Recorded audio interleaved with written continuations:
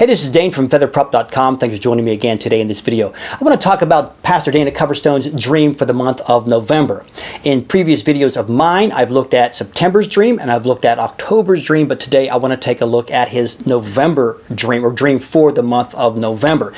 And the reason why is because I want to know if God is actually speaking through these dreams. He claims that the dreams are from God, and that's what I'm exploring. Just because someone makes a claim that God has given them a dream or a vision or a thought doesn't make it so. We have to examine the thought, the dream, the vision itself to determine if this is from God, and that's what I'm trying to do. If God is speaking through Dana, if he's got a message for me, I want to know what that is. But I first want to know, is this from God? So let's take a look at his dream back in August. I think it was around August 18th, if I'm not mistaken. He claimed that he had a dream in which he saw the month of November, the calendar month. It was kind of torn and ratty, I believe. And I'm just going to hit some highlights, and I might summarize some of the things that he said without getting exactly right, but I'll get the gist of it. He saw a finger appeared underlining or underscoring somehow November 3rd, which was a very important date here in the United States. It was election day, not just election, but it was the presidential election. Very important date. And then as soon as this finger underscored or circled November 3rd, he saw a lot of scenes happening. He saw headlines appearing everywhere, he said, which read, "Trump victory challenged." He saw cities being burned. He saw smoke rising from these different cities. He saw Washington, D.C. being burned. I have to look at my notes here. He saw protesters sort of just coming back to life on the streets as if they've been dormant. And then he saw a Conestoga wagon scene.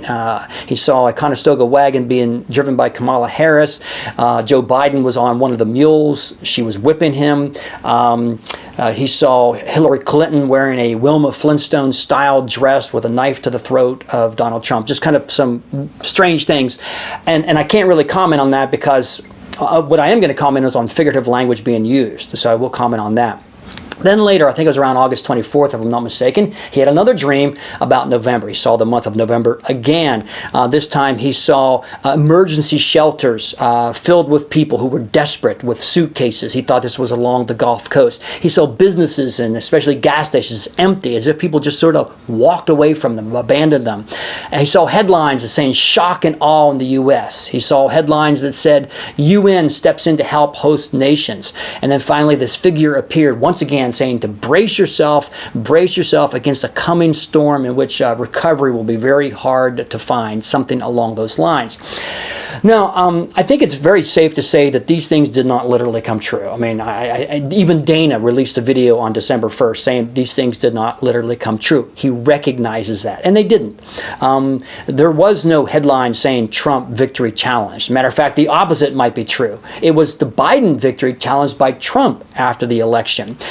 We did not see shelters packed full of people with suitcases. We did not see cities being burned. We did not see Washington, D.C. on fire. We did not see the headlines, the UN steps in. We didn't see shock and awe headlines. So none of these things literally came true. Very clear. There can be no dispute about that, I believe. Now, some people are saying, however, these dreams should be understood metaphorically or figuratively, or at least non-literally, that there's a meaning there from God, but don't take them literally. I want to talk about that here because that's a very important objection to make. Does God use non-literal language? Absolutely. The Bible is replete with many occasions with God used non-literal language, figurative. He spoke metaphorically. He gave us all kinds of non-literal imagery to understand certain truths. However, I would suggest to you that oftentimes the figurative language that has been given is understood from the context. For example, in Luke chapter 11, Jesus said he cast out demons by the finger of God. Now, he's not trying to teach us, I believe, that God has an actual finger or a hand. Of course, God is a spirit and doesn't have a body like us. The teaching here is he's casting out demons, literally, he literally was, by the power of God. And that's just a way of understanding that. And it's not very difficult to get our heads wrapped around that non-literal language. Later on in the book of John, Jesus described himself as a door. Now, he didn't mean that literally. He was not a door. He was a man. Yet in the context of what he was saying, it's very easy to understand what he means. He's talking about how the sheep enter through the door, and how thieves and robbers don't go through the door, but go through a different way. So when he says, I'm the door, it's very easy, based on the context, to understand what he means. And I would submit to you that oftentimes this is the case. As we read non-literal language, it's not very difficult oftentimes to know what that means, but based on the context. Now, someone would say, well, what about the book of Revelation? Isn't it chock full of non-literal imagery and figurative and metaphorical things that are difficult to understand? Yes, indeed, that is true. However, I would suggest that many of those things, many of the imageries that we see in the book of Revelation are found or borrowed from the Old Testament, in which the meanings are not very obscure at times. For example, in Revelation chapter 13, John sees a beast coming out of the sea, and he says it's like a lion, like a leopard, like a bear, and has 10 horns. Well, immediately the reader should recognize, wait a second, this imagery appeared elsewhere. If we go back to Daniel chapter 7, we do find that Daniel sees coming out of the great sea in a vision, he sees 4 beasts. One is like a leopard, like a lion, like a bear, and the fourth has 10 horns. Now, immediately when this happens, though, an angel or a figure nearby him gives him the interpretation. This is a figurative dream. He's not to look for literal animals, but something is meant by this, and immediately the interpretation is given, because this is not something he could figure out. And that what this meant was that these 4 animals represented 4 coming kingdoms. So when we take that meaning and we come back to Revelation 13, we might have a clue as to how we could understand that. Now, I'm not providing a teaching here on Revelation chapter 13. My point is that figurative language is used by God in the Bible, and yet the meaning is often found in the Scriptures itself. Now, in Dana's dreams, if God is trying to get a message to us using figurative language, non-literal, in other words, God does not mean for these things to literally come true, which they didn't, then the question would be, what's the meaning? And how would we know what the meaning is? Because if you go on YouTube, you're going to find out, or even Facebook or any kind of social media, people all over are taking wild guesses as to what these things mean figuratively. Well, the fact that they're all taking wild guesses tells us that there's not a known way to interpret it. It's not obvious what the interpretation is. And we can't go to the Bible to look up what a Conestoga wagon means, or we can't go to the Bible to look up what a Wilma Flintstone dress means. Those aren't mentioned. And so there's no way to know what these mean from figurative language to real. How do we decipher them? No figure in the dream told Dana, here's what it means. We weren't any of that. So it just seems to me that if God is trying to get a message to us using figurative language, He's given us no way to understand it, or at least no agreeable way. It's not we can all, oh yeah, this is what it means because it means that in the Bible. Now all of this has led me to the conclusion that his dream for November, just like October and just like September, was not from God. I don't believe these dreams are from God. I know that he insists that they are, but I want to tell you the reasons why I believe these dreams are not from God and why they may even be from the enemy. I can't insist on that. I don't know that's the case, but I am suspect of that, and I have 4 reasons I want to give you.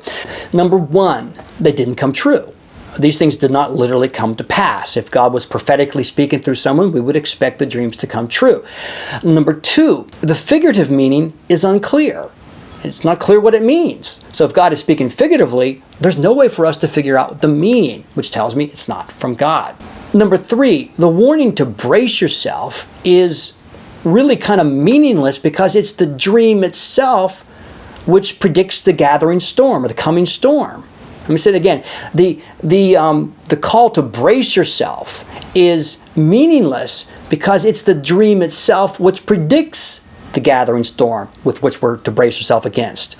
In other words, if we're to believe that this dream is from God, yet the things aren't literally coming to pass, and we can't figure out the figurative meaning, then how are we to trust that the coming gathering storm is also something that we're to brace ourselves against? It just sort of collapses on itself. There's no way to objectively know that that there's a coming storm because nothing else has come to pass. Therefore, the call to brace yourself, I don't believe, is a call from God. And number 4, a lot of people have been saying that the dreams are really a call to prayer. And a lot of people have been praying. I have been praying, and it's certainly true about that. However, I think that the call to pray has largely been about the things that the dreams predicted.